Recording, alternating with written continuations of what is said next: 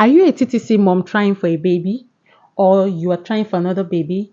Or you are a single lady who is open or planning, preparing to be a mother someday? If yes, grab your popcorn and a glass of wine. Let's gist. Let's talk woman to woman. In today's video, I will be dishing out some actionable steps we can take while we are planning to prepare for a baby, while we are planning to prepare for pregnancy, some things we should do that are beneficial to us, to our fertility health, to our reproductive health. Some actions we can take before getting pregnant at all. Yes. So if you are new here, you are just coming across this channel, you're just seeing this face for the first time, you are highly welcome. This is Seeds to Angels, where we discuss everything about our little angels, parenting journey, pregnancy, every other thing in between. Feel free to join our community. Click on the subscribe button. Okay, you will enjoy it while you're here. Now, let's go straight to those actionable steps. But before I start mentioning them, I want to mention that while it is very easy and faster for some women to get pregnant, it can be challenging and a bit delaying for other women. That do not mean you won't get pregnant. It is, however, important that in that process while you are waiting and trying to get pregnant, you can take some steps. You can take some steps and do some things that are important that will help you while you're waiting for your little angel to come. Okay. So while I share all these actionable steps with you, stay true to the end because the last step is the most important step I will be sharing. Yes, the most important step that all other actions depend on. So you don't want to skip that, okay? Now let's go straight into it. The first thing you should do while you are waiting to get pregnant is to have a preconception check. Yes, what do we mean by preconception check? That is, go and visit your doctor. Now, let me ask you, when last have you gone for checkup? Yes, you, not the person at your back. Oh, you are looking back. You exactly. Now, I know we women, we have this caring behavior. We care for people around us. We care for our home, for our husband, and a lot of things, even our business and career. But when it comes to our personal well-being, health, in fact, if we ask some women, when last have you gone to the hospital for checkup? You will be so surprised by the number of women who do not even go into the hospital for checkup. Now, not in this case. If you are preparing for pregnancy, you are preparing for a baby, this is the time you want to go and visit your doctor. Your preconception checkup is you going to meet your doctor and discuss a lot of things. Let your doctor into your word. Tell your doctor your family history. If there are some things in your family, a particular ailment or whatever they are not seeing, maybe hypertension, whatever it is, discuss it. Sickle cell, whatever it may be. If you have a family history, please discuss it with your medical doctor or with your healthcare provider. These are the things you want to go and do during preconception checkup. Also, discuss about your past pregnancy history. That is, if you have had a baby before and then you are expecting another baby, discuss your past pregnancy history with your doctor. If you had complications during that period, this is the time for you to spill out everything to your doctor. If you are currently on a medication, maybe as a woman you are taking a particular supplement or you are nursing an ailment, you are using the drug, please discuss it, open up everything, anything, everything to your doctor. You know, there is always this saying that we women open up to some certain people in life. Our doctor is one of them. Please do not hide anything from your doctor if you're planning to give birth. Discuss possible tests and checkups you can do. Discuss possible vaccines you can take. These are the things that will help you in the process of preparing for your pregnancy. Now, while you have done this, you've gone to meet your gynecologist and you've discussed important things with your doctor, the next thing you want to be intentional about, you want to take serious, is your vitamins. This is the time for you to be very intentional and take your vitamins serious. You see, these vitamins are so essential, like they help prepare your body. It does not mean that they help you get pregnant, but they help you boost your chances of fertility. One of these vitamins is folic acid. Folic acid is an important prenatal vitamin that a woman is advised to take before pregnancy, during pregnancy, and even after pregnancy. Now, I could remember during my time while I was preparing for myself for pregnancy, folic acid was one of the vitamins I took. I took folic acid some months before pregnancy. You understand? So this is also one of the things you should discuss with your doctor. What are those vitamins, supplements you should start taking that will boost your chances, that will help prepare your body for this task ahead? You do not want to miss on them, especially folic acid. It helps to prevent neural birth defect. So it is an important vitamins you should not miss. Remember, I mentioned it. Now, another thing you want to consider once you have ensured your vitamins are intact is your diet, your nutrition, your food, your intake, whatever you call it. This one is very essential. I mean, I know we can be so busy world, women taking care of the home, taking care of business, career women, all of that, and then you consume more of junks, processed food, sugary food. I mean, I can mention many and many and many like that. But if you are preparing for a baby, at this stage, you want to do away with all the processed food, trans fat food, high sugary food, refined sugars, all these things you want to do away with them. And what you should focus on this time around is a more healthy food.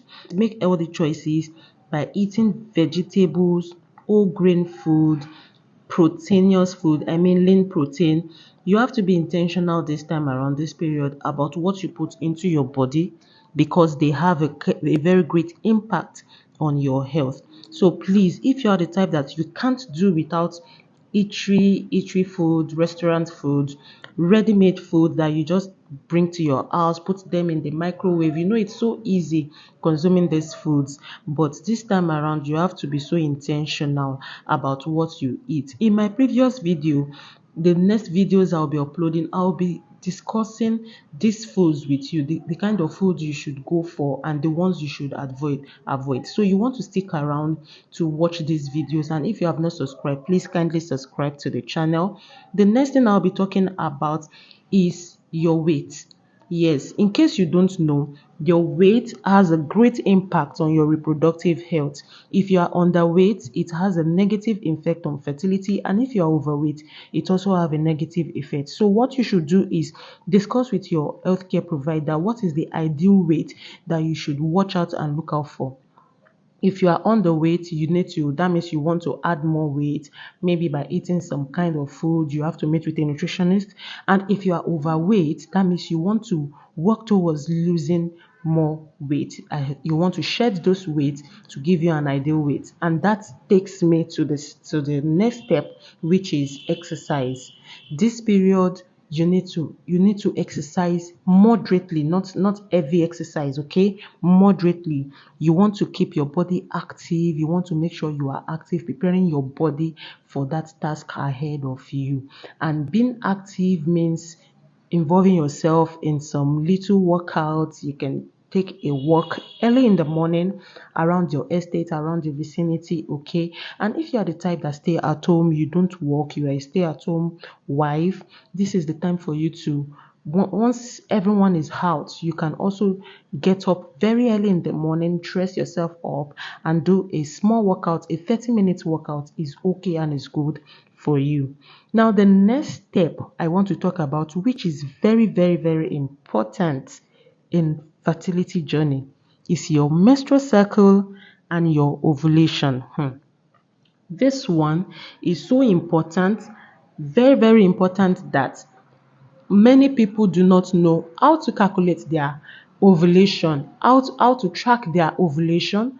And knowing how to calculate your menstrual cycle, knowing your menstrual cycle, your cycle length is the thing that will help you to know when you are ovulating. Actually, if you're watching me right now and you don't know how to do these things, I won't blame you. Okay, I was once in that shoe. I don't care about my ovulation date. I don't calculating these things. Okay, but when I got married, I saw the need. I saw the need in knowing these things. And trust me, guys, when I say knowing my menstrual cycle, my cycle length really helped me a lot. In fact, this time around, this pregnancy I just had, it was my cycle length that helped me know that something was wrong within and made me go to the hospital to see a doctor, never knowing it was pregnancy. So you need to know how to calculate your cycle length, and this is going to help you track your ovulation.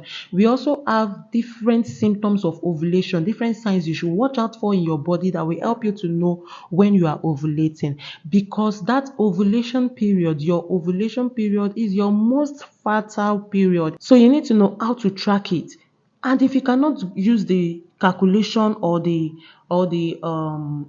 symptoms and the signs, you can use ovulation app, test kits, ovulation kit. These things are also good. They will help you. So please take note of this. If you are a lady, a single lady, a married woman, you need to know how to calculate these things. And if you do not know, stay around, click on the subscribe button. I'll be dropping a lot of educative videos very soon on how to calculate your menstrual cycle and your ovulation. Okay, now the next thing I want to talk about is quit some unhealthy habits. Now, when I mean some unhealthy habits, I mean smoking, alcohol, caffeine. If you are the type that you are addicted to alcohol, please, you want to limit it. In fact, if possible, quit taking alcohol, because alcohol has a negative impact on your reproductive health. It reduces totally the quality of your egg, including men as well. If your spouse is the type that consumes alcohol heavily, not does not know how to say no to alcohol, please, this is the time for you to stop. If you can't stop, minimize it drastically. And don't forget, this process of you working towards fertility is not only you. You are together in it. You and your spouse are together in this. So as you are making effort as a woman, eating right, doing all that is right, quitting some unhealthy habits, your husband as well has to do same. So if your husband is the type that consume heavy alcohol, this is the time for him to stop. Also, smoking has a negative impact. As a matter of fact, all these things, they cause a lot of complications in pregnancy. You see why you have to stop. And as well, caffeinated drink, please, if you are the type that consume a lot of caffeine, the minimum amount you should take is about 200 milligram per day. So you should not go more than that. If you can even go lower than that, that is fine and okay. The last thing I'll be talking about here, before the most important of them all, is managing your stress. Your stress level has to reduce drastically. Reduce your stress level to the barest minimum. Yes, I know that the hustle and bustle of life is full of stress. Yes, especially as women. Unless if you don't work, you are a stay-at-home housewife. If you are the type, then you have nothing to worry about when it comes to stress. All you just need to do is exercise and keep yourself active, not just sitting in the house all day. Okay, but if you are the type that you're a career woman, a business woman, an entrepreneur, you go out all the time and you stress a lot, this is the time for you to reduce that stress drastically to the barest minimum. Okay, because stress level has a big impact on your overall well-being, not just your reproductive health, now your overall well-being. And I can tell you, I have seen women who were advised to stay out of their job because they were waiting. They were waiting. And I have seen, when I tell you I have seen, I'm talking about life experience. This person is not close to me, but close to someone I know very well. She was advised to stay out of her job, and after some, I think after about a year after she stayed out of her job and doing some other things, of course I know she'll be doing some other things in between, this woman gave birth. I mean, she took in, she conceived, and she gave birth. Now she has two kids. It really means a doctor has figured out that her job is taking a toll on her. Okay, so this you should also do. I'm not saying you should stay out of your job. No, no, no. I'm just trying to say, if you should try to figure out those things that is stressing you out, causing you to overwork yourself. And if you're able to figure them out, reduce them drastically, and you are going to see a lot of positive changes. And now to the most important, this prayer. This is the time to take your prayer life very, very serious and important. Of course, I know many of us are prayerful. So if you have been praying before as a woman, of course, as women, we should be prayerful, right? If you have been praying before, that's good. Keep it up and intensify more on your prayer life. And if you have not been praying as a woman and you are in this position, please, this is the time you want to start praying.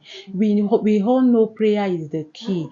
All other things you are doing with your spouse, treatment, whatever things, they all solely dependent on God. So this is the time you want to call on God to make everything work out fast and work out well for you. And I wish all our waiting mothers in this position, I wish you all well. Very soon there will be good news, and very soon you will be celebrated with your bundle of joy with a little angel. Thank you all for staying true to the end of this video. Please do well by sharing this out. If you know any woman that needs this video, please share it out. Do not forget to give the video a like, and if you have not subscribed, kindly subscribe before you leave. Thank you for staying through to the end. We'll meet in the next video.